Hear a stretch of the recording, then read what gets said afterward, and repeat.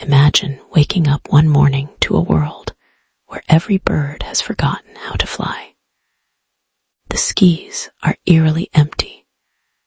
There are no pigeons circling city squares, no swallows darting through the air, no gulls gliding over the sea. Instead, every bird is on the ground. Robins cautiously march through gardens, eagles struggle up rocky hillsides, and flocks of sparrows shuffle through fields, as if flying had never existed. At first, it seems almost amusing, but as the days pass, the consequences become impossible to ignore. Cats catch songbirds with ease, foxes feast without effort. Birds of prey can no longer hunt from above, and nests perched high in trees become inaccessible. Nature begins to unravel, all because one extraordinary ability has vanished. Watching this strange world unfold raises an obvious question. If birds have perfectly good legs, why did they ever evolve to fly in the first place? Why not simply walk everywhere, as countless other animals do? After all, humans, wolves, deer, and countless other species survive just fine with their feet firmly on the ground. The answer lies not in a single moment of invention, but in a story that began more than 150 million years ago, long before the first true bird ever took to the skies. The ancestors of modern birds were small feathered dinosaurs living in dense forests during the Jurassic period. Contrary to popular belief, feathers did not evolve for flight. Scientists believe their earliest purpose was far more ordinary, insulating the body to retain heat, providing camouflage among foliage, or displaying brilliant colors to attract mates. Flight was not the goal. Instead, it emerged as an unexpected consequence of evolution's endless process of experimentation. Imagine one of these small dinosaurs fleeing from a larger predator. In desperation, it leaps from a fallen tree trunk or rocky ledge. Its feather-covered forelimbs catch just enough air to slow the fall ever so slightly. That tiny advantage could mean the difference between life and death. Individuals with slightly longer feathers or stronger muscles survive a little more often and pass those traits to their offspring. Over millions of generations, those small advantages accumulate. Controlled falls become graceful glides. Glides become powerful flaps. Eventually, those primitive creatures are no longer merely surviving gravity, they are mastering it. Once flight evolved, it transformed nearly every aspect of a bird's life. Instead of walking around rivers, mountains, or forests, birds could simply fly over them. Food sources once separated by dangerous terrain suddenly became easily accessible. Escaping predators no longer required speed or strength alone. Sometimes the safest direction was simply upward.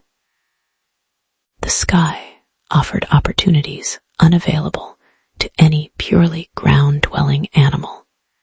It became a vast, three-dimensional highway connecting habitats that other creatures could only dream of reaching. Yet flight came with an enormous cost. Flying is one of the most energy-intensive forms of movement found anywhere in the animal kingdom. A small bird can burn several times more energy while flying than while resting, making every journey an expensive investment. Because of this, birds do not spend every waking moment in the air. In fact, many of the birds we see every day actually spend much of their lives on the ground. Pigeons wander through city streets searching for scraps.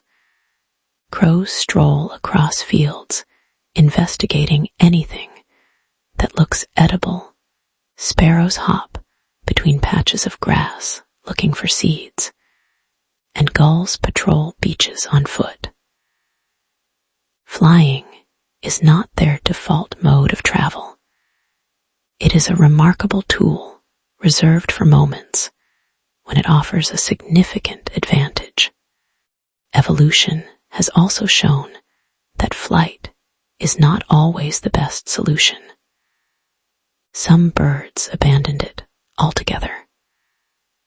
Ostriches became too large and heavy for flight, but evolved into extraordinary runners capable of outrunning many predators across open plains. Penguins transformed their wings into efficient underwater flippers, sacrificing the skis to become some of the world's most accomplished swimmers. Emus, kiwis, cassowaries, and other flightless birds each followed their own evolutionary path, proving that nature does not strive for perfection, but for whatever strategy offers the greatest chance of survival in a particular environment. This diversity highlights one of evolution's most important lessons. Birds did not evolve to fly instead of walking. They evolved to fly when flying was beneficial, while never losing the ability to walk. Their legs remain essential for gathering food, building nests, caring for their young, and conserving energy during daily life. Flight simply expanded their possibilities. It allowed them to escape danger, migrate across continents, explore new habitats, and exploit resources that ground-dwelling animals could never reach. Perhaps that is why imagining a world without flight feels so unsettling.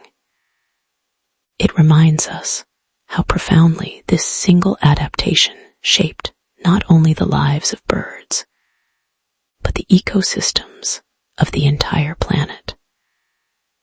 The next time you watch a pigeon calmly strolling across a pavement or a blackbird hopping through your garden, remember that it is not walking because it cannot fly.